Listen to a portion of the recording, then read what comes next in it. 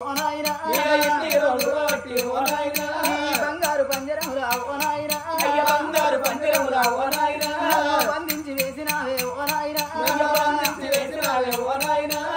ఆయన ఇన్ని సంవత్సరాల పొద్దుగా పోతున్నది ఈ బంగారు పంజరం లోపల నన్ను ఒంటరిగా బంధించుతున్నావు గాని అవునమ్మా కోరుకో మా దేవాంశ నన్ను అడుగుతున్నవానయ్యా భూలోక నగరం లోపల చూసినవా ఎన్నో తీళ్ళ పక్షి జాములు ఉంటాయట గలగల పారేటి సెలయేరులు ఉంటాయట కిలకిల కిలకిల పలిగేటి పూకెలలు ఉంటాయట ఎన్నో రామచిలకలు ఉంటాయట తండ్రి నాకు 3 గడియల్లు కాదే ఓ నాయన 3 గడియల్లు కాదే ఓ నాయన సెలవల్ల పెట్టదుంటే ఓ నాయన ఓ నాయన ఓను ఒక్క గడియ రాను ఒక్క గడియ అక్కడొక్క గడియ సేపు నేను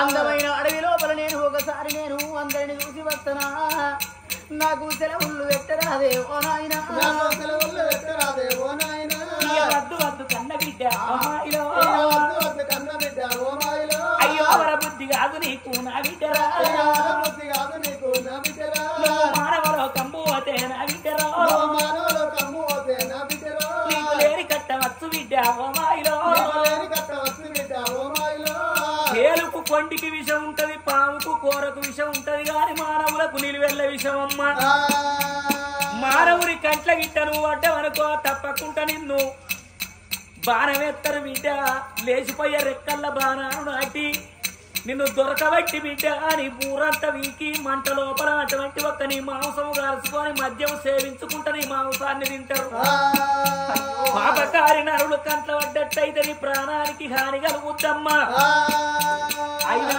ఒక్క మాట మన దేవలోకము లోపల లేంది ఏమున్నది మానవలోకము లోపల ఇక్కడ లేంది ఏమున్నదని ఎక్కడికి పోతారంటున్నావు బిడ్డ ఇది బుద్ధి కాదు అన్నాడు అయ్యా పాడిందే పాడురా పాసువల్ల దాసరన్నట్టు ఈ రంభా ఊరోషి మేనక తిలోత్తమ దేవాంగన పుంజస్కల ఆడే ఆటలు ఎప్పటికి చూస్తూనే ఉన్నా ఈ దేవలోకం అంతా తిరిగి చూసిన కానీ మానవలోకం పోవన్నని నాకు మనసు కలిగింది మానవలోకం లోపల అడివెంత బంగారమో ఆకెంత శృంగారమో అక్కడ కిలకిల అనే రామ చిలుకలు ఉంటాయట అట్లాగా కున్నగాని కుహు కుహు అనే కోకిలలు ఉంటాయట లతలు లలితంబులు అట్లాగాకున్నా గలగల గలగని పారే సెలయేరులు అట్లాగాకున్నా మనసును రంజింపయేసే మానస సరోవరం ఉన్నదట సాక్షాత్తు పరమశివుడు తపస్సు పట్టినటువంటి తపస్థలటది భూలోక నగరం పోవన్న బుద్ధి నాకు పుట్టింది నువ్వు అమృతము దాగిన అయ్యవు అబద్ధమాడరాదు ఏది కోరుకుంటే గదిత్తనన్నావు పోరొక్క గడియ రానొక్క గడియ ఎక్కడ ఆడుకోను పాడుకోను ఒక్క గడియ 3 గడియల్ల తిరిగత్త నాకు సెలవు పెట్టు అంటున్నది అదే అందుకే అంటారు చెడగంతానికి దుర్బుద్ధులు పుడతాయట వద్దే అంటే అంశ ఇంకా లేదు సరే నీ బుద్ధి అంతా పోయిరాపో బిడ్డ అన్నాడు దేవ ఇంద్రుడు ఇంద్రునికి శశిదేవికి ఇద్దరికి నమస్కారం చేసి గటువంటి దేవహంస దేవలోకం విడనాడి భూలోక నగరం పోతానని అంశ కూడా బయలుదేరనే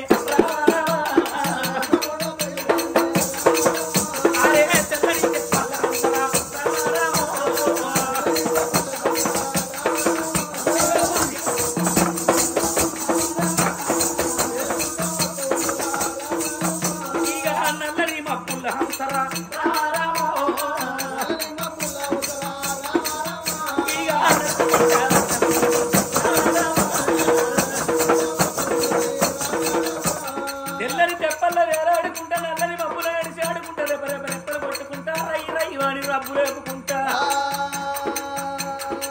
గాలి వేగం మనోవేగం శరవేగం వేయినట్టు రయ్యి అనుకుంటా మానవ లోకం వస్తున్నది అది అడివంతా తిరుగుతున్నదా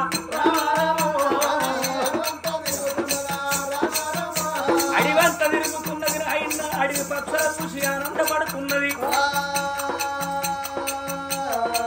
తిరుక్కుంటా దేవహంస ఆ యొక్క 7 సముద్రాలు సాగిపారుతున్నాయి సముద్రాల వేడికచ్చి అటువంటి సముద్రం లోపల ఇడివడి తలువట్టి ఆ సముద్రం దీవ పైన తన రెక్కలు తడిసినాయి కాబట్టి కాసేపు రెక్కలారినాక దేవలోకం పోతానని ఎప్పుడైతే దీవగడ్డ వీణ ఇసుక తిన్నల వీణ ఆట ఆడుతున్నదో ఆ అంశను ఎవరు చూసిండ్రు వేట మార్గం వచ్చిన చక్రవర్తి తమ్ముడేరల్లవన్నోడు అటువంటి ఒక్క నాయన తలని అటువంటి ఒక్క తల కింద చేయి పెట్టుకొని ఆ సప్త సముద్రాల చూస్తుంటే ఇసుక తిన్నెలమైన అందమైనటువంటి అంశ ఆట ఆడుతున్నది అంశను కళ్ళ చూసిండు ఒరే మంత్రి ఎన్నెన్నో పక్షులు చూసినా గాని ఇలాంటి వింత పక్షులు నేను ఎన్నడూ చూడలేదు ఎంత ముద్దుగా ఉన్నది ఒక్కసారి కొడుకులార మాయవరలు పట్టుకొని పోయి వరలోపల అంశను బంధించి పట్టుకొచ్చినట్టయితే కోరుకున్న వరం నీ కొంగులెత్తనన్నాడయ్యా చక్రవర్తి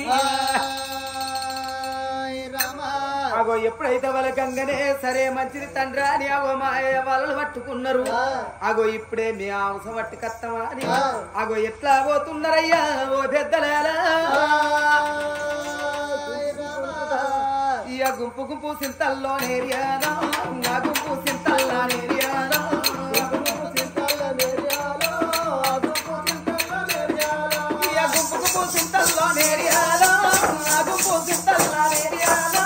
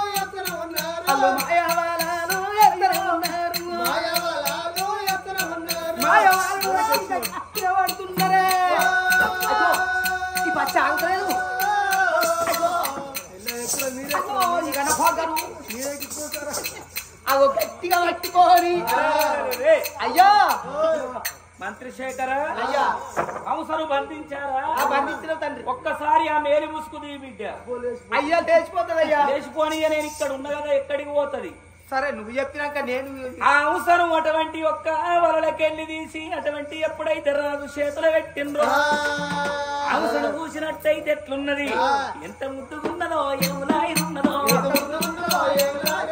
ఎంత ముద్దుకున్నదే ఏములాయిరున్నదో కళ్ళ చందమామరా ఈ దేవహంస సక్కరంస ఉన్నదో ఈ దేవహంస నిన్నలేదు మొన్న దుట్టం మొన్నలేదు మీదికెళ్ళి వచ్చరా ఈ దేవహంస ఎడమ కన్నుకు కాటుక కుడి కన్నుకు సునీరు ముక్కుకు బంగారు నత్తు ముచ్చాల గొలక ఈక సందున 26 ముత్యాలు తోకన విరిచింది 96 ముత్యాలు ఎడమ కాలుకున్నాయి ఎండి రంగ గజ్జలు కుడి కాలుకున్నాయి బయటి రంగ గజ్జలు పంచరంగుల ఈకల పసందైన ఎన్నో అటువంటి పశుపక్షాదుల చూసిన గాని ఇలాంటి అంశం నేను ఎన్నడూ చూడలేదు మంత్రి శేఖర అందమైన సోయమ్మ అందమైన అందమైన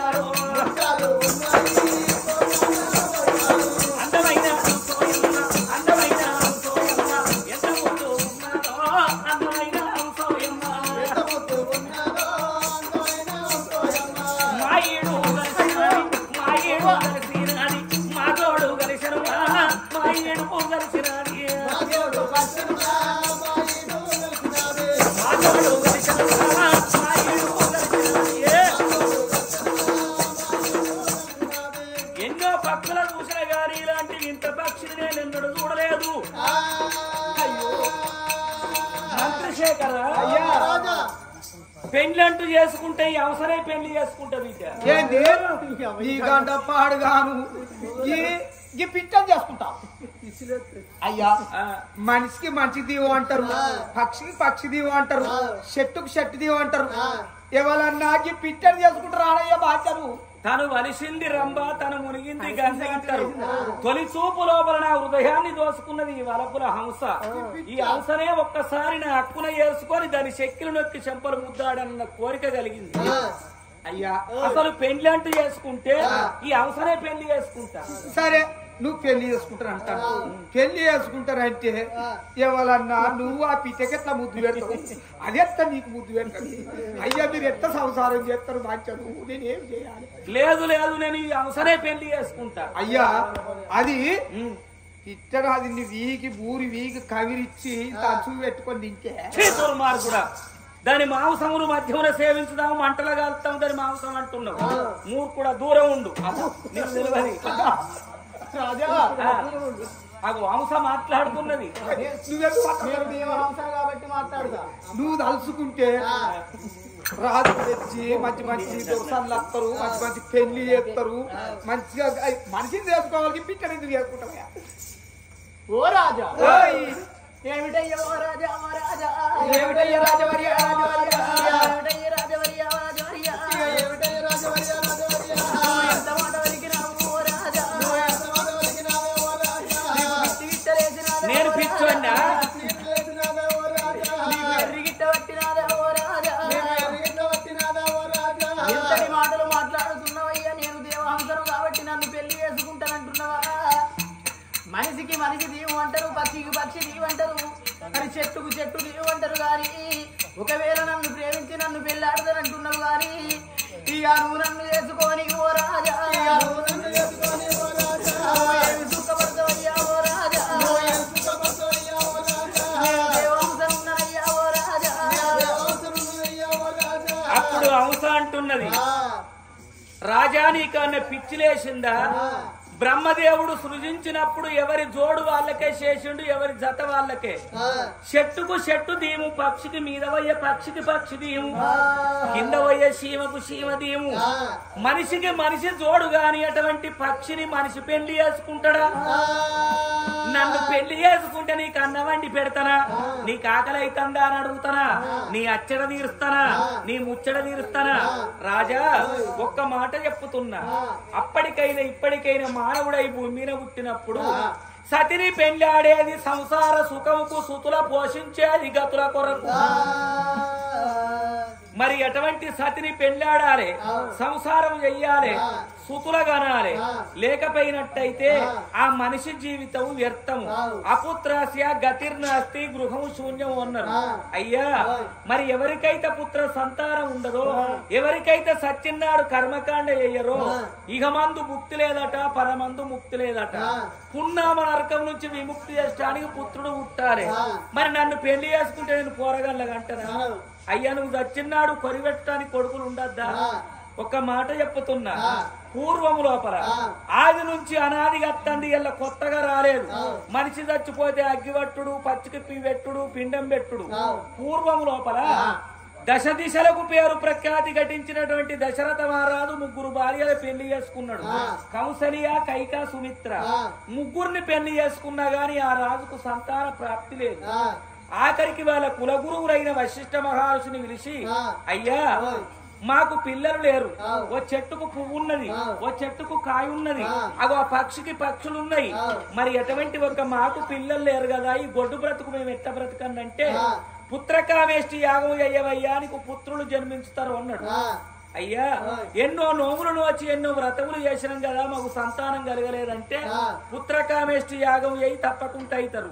నీకొక్క శాపన కలిగింది, ఆ శాపవశత్ర నీకు సంతానం కలుగుద్దయ్యా. ఏం శాపం అంటే, ఒకనాడు దశరథ మహారాజు విల్లంబులు పట్టుకొని వేట మార్గం పోయిందట.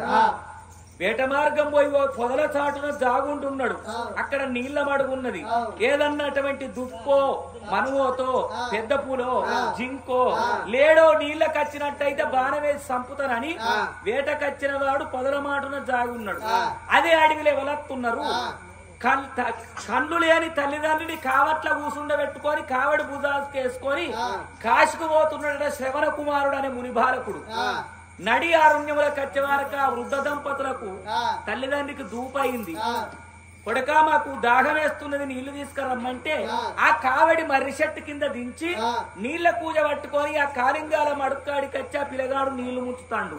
నీళ్లు ముంచుతుంటే బుడబుడ అని శబ్దం వచ్చింది. చెట్టు సాటుకున్న దశరథ మహారాజు ఏదో మృగం వచ్చి నీళ్లు తాగుతుందని శబ్దభేరి బాణం వేసాడు. బాణం వేసే వారికల్లా మునిబాలకును డొక్కల దిగి విరవిర కొట్టుకొని దండ వీణ ఊలిపోయింది. అమ్మ అమ్మ అన్నాడు. ఈ దశరథ మహారాజు దగ్గరికి వచ్చి చూసేవారికల్లా మునిబాలకుడు. నేను మృగం అనుకోని బాణం వేసిన గాని మునిబాలకుడు అని నాకు తెలియదు. అయ్యా నా తప్పులు మన్నించమని దశరథ మహారాజు దండం పెట్టాడు.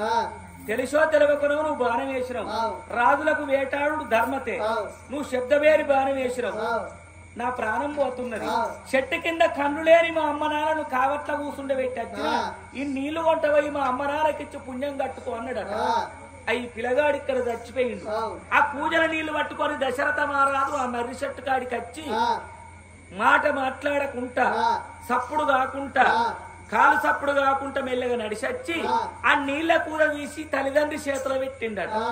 ఆ కన్ను లేనోళ్ళైనా గాని ఇప్పటికి గాని కుంటోనికి పొట్టోనికి గుడ్డోనికి పోలి వచ్చినోనికి తెలివి బాగుంటది.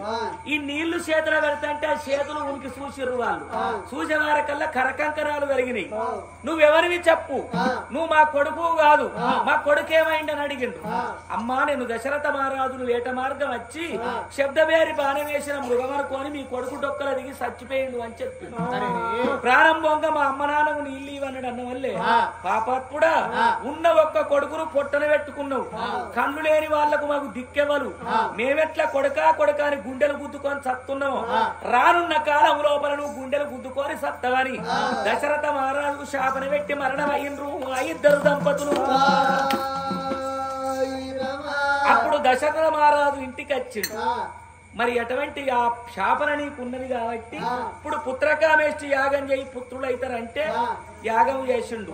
అగ్నిదేవుడు ఆ పాయస పాత్ర పట్టుకొచ్చి దశరథ మహారాజుకి ఇస్తే 3 భార్యలకు పంచితే రామ లక్ష్మణ భరత శత్రుఘ్నులైన 4 కుమారులు జన్మించినాక విశ్వామిత్రుని ఎంబడి యాగము కాపాడటానికై అడవికి పోయి తాటకిని బలిమార్చి తపసి యాగముగాచి మారీచుని మట్టుబెట్టి సుభావుని సుక్కడంచి మిథిలా నగరం పోయి శివధనుసును ఖండించి సీతను పెళ్లాడి ఇంటికొచ్చినాక తెల్లవారిత పట్టాభిషేకం అనంగా మందర చెప్పిన మాట పట్టుకొని కైక వరం కోరితే కన్న తండ్రి మాట జవదాటనని రాముల వారు 14 వత్సరములు అడవికి పోతారని పోయిండు.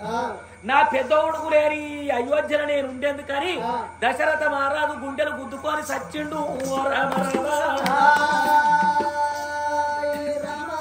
దశరథ మహారాజు చచ్చిపోతే మరి ఎటువంటి ఒక శత్రుఘ్నుడు వచ్చి ఆ తండ్రికి కర్మ చేసిండు. అప్పుడు రాముల వారు అయోధ్యలో లేడు, ఎక్కడ అడవిలో ఉన్నాడు. తర్వాత భరతుడు వచ్చి అన్నా రామచంద్ర మన తండ్రి చచ్చిపోయిండు, తండ్రికి పెద్ద కొడుకు కర్మ చెయ్యాలి కదంటే నా చేతుల చిల్లి గవ్వలేవు తమ్మి నేనేం చేస్తానని మన ఇల్లంతా కుంట అంటే చెరువు, ఇల్లంతా వృక్షం అంటే బాదాం చెట్టు, ఆ చెరువులో స్నానం చేసి ఇల్లంతా పలుకులు కొట్టి తండ్రికి తద్దినం పెట్టిండు రాముల వారు. మరి రాముల వారంతటోడు తండ్రికి తద్దినం పెట్టిండు. ఇవల్ల ఆత్మగల్లవాడు ప్రదీపు ఉండే పట్టికే ఈ సునీతవకు అటువంటి అగ్గి పెట్టి కర్మ చేసిండు. రేపు నువ్వు చచ్చిపోతే ఓ రాజా, అగో రేపు నువ్వు చచ్చిపోతే ఓ రాజా, నీకు అగ్గి పెట్టడానికయ్యా ఓ రాజు, ఇయ కొడుకులల్ల లేకపాయే ఓ రాజా, ఇక నన్ను పెళ్లి చేసుకుంటే ఓ రాజు నేను కొడుకురాను గానయ్యా ఓ రాజా, నీ కోరికల్ల నీరవయ్యా ఓ రాజు, నీ బిడ్డలాను గానయ్యా ఓ రాజా, నీ భ్రమ కూడా వీరబోదు ఓ రాజు, ఇక అందుకని రాజవరియా ఓ రాజా, అందు గురించి రాజా పక్షిని పెళ్లి చేసుకుంటే పసందుగా ఉండదు నీ భ్రమ వీరబోదు, జోగి రాసుకుంటే బూడిది కూలుతుంది కానీ ఏమన్నా చక్కదనం పాడుపడుతుందా, నన్ను వదిలిపెట్టినట్టయితే ఎల్ల దేశాలు కొల్ల రాజ్యాలు 4 దిక్కులు నవకండ భూములు తిరిగి నీకు దగ్గ ఆడిదాన్నిగా రామరాజు అయ్యో నీకు దగ్గర ఆడిదానిగా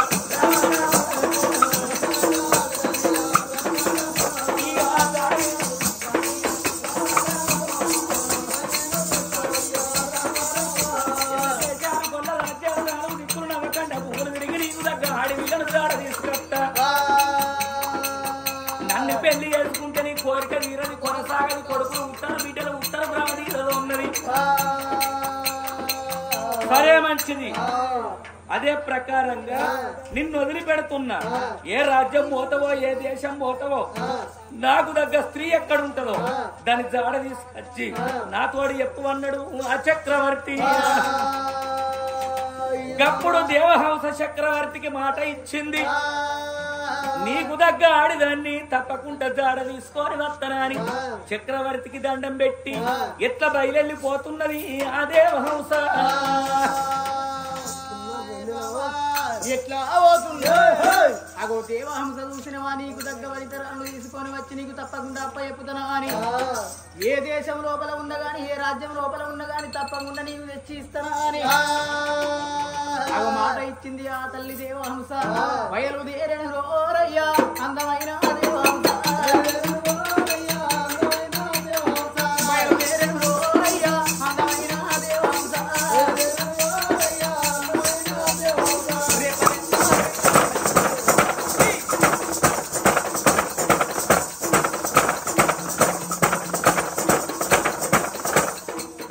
అయ్యో గగనాల మీద చూడే పోత ఉన్నారే అమ్మ, గగనాల మీద పోత ఉన్నారే అమ్మ, గగనాల మీద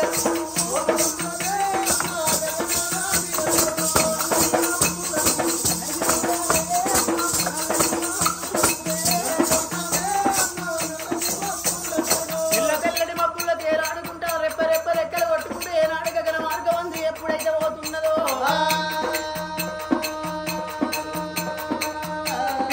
ఈడికోగా దగ్గరైనా ఏడవోదాలే అమ్మ, ఈడికోగా దగ్గరైనా ఏడవోదాలే అమ్మ, ఈడికోగా దగ్గరైనా. ఇక్కడికి దగ్గర చూసిన మా తూర్పు రాజ్యం పోతున్నది, పడమటి రాజ్యం తిరుగుతున్నది, ఉత్తరం రాజ్యం తిరుగుతున్నది, దక్షిణం రాజ్యం తిరుగుతున్నదమ్మా. ఎక్కడ చూసిన గాని చూసిన మా చక్రవర్తికి తగ్గట్టు వారు వనిత కనిపిస్తలేదా అని నేనేమో లేదు మాట ఇస్తుంది. 3 గడియల్ల నేను చూసి వస్తానని మాట ఇస్తుంది కాదనుకున్నదమ్మా. ఈ ఆడికెళ్ళి దేవహంస ఏడవదాలే అమ్మ, ఆడికెళ్ళి దేవహంస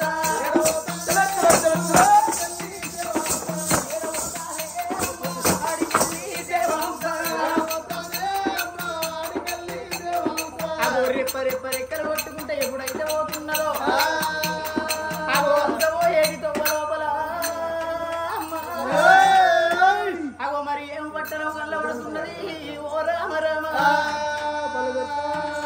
గానాడు దేవహంస మరి రారాజుకు మాట ఇచ్చింది, నువ్వు పుట్టిన వారి నీకు దగ్గ పిల్లను దేవుడు ఉట్టియలేదా, నీకు తప్పకుండా నీకు దగ్గ పిల్లను జాడ తీసుకొచ్చి నీకు జాడ చెప్పుతానా అని వంగ వంగ కళింగ కాంబోజ నేపాల భూపాల ద్రావిడ మారవ మరాఠ కొంకణ కేరళ సౌరాష్ట్ర ఉత్తరాది ఉర్లగొండ దక్షిణాది ధరంపురి పడమట బల్లాని దేశం తూర్పు డుల్లాని దేశం దుక్కివడ తిరిగి నా ఉసవచ్చే తోవలోపల అమ్మా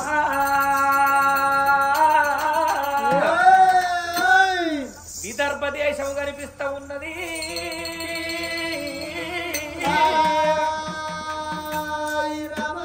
విదర్భ దేశాన్ని అవసగా గగనాల మీదకెళ్ళి రాంగ నగరు పెట్టింది. ఆ పట్టణాన్ని చూస్తే ఆ పట్టాన వైభవము మరి ఎంత ఉన్నదో,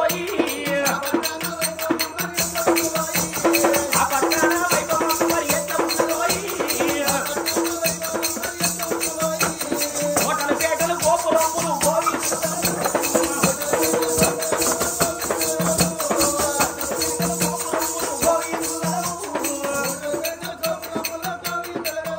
అవి ఎక్కి కూడా ఎండి మేడలు మేడలో అమ్మా ఈ చూడ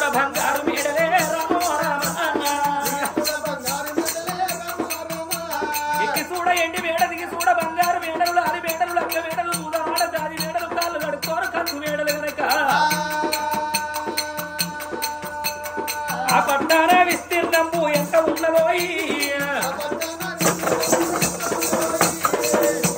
ఆ పట్టాన విస్తీర్ణము ఎంత ఉన్నదో ఒకసారిగా పట్టణం చూడు 90 ఆవిడుంది అడ్డసారుగా పట్టణం చూడు 60 ఆవిడుంది అడ్డసారు పట్టం 66 ఆవిడ ఎడుగుట్ట పట్టం 86 ఆవిడ పొద్దుగుట్ట పట్టం పొన్నపూర్ అంగడి మాపుగుట్ట పట్టం మైలర అంగడి జావు జావు పట్టముల జాగంటలు మ్రోగుతున్నాయి పట్టానికి పడవడి దిక్కు 12 ఎకరాల పచ్చని పూల తోట ఉన్నది ఆగో తోట లోపల నాయన్న ఉన్న మామిడి చెట్టును కళ్ళ చూసింది ఆ దేవహంస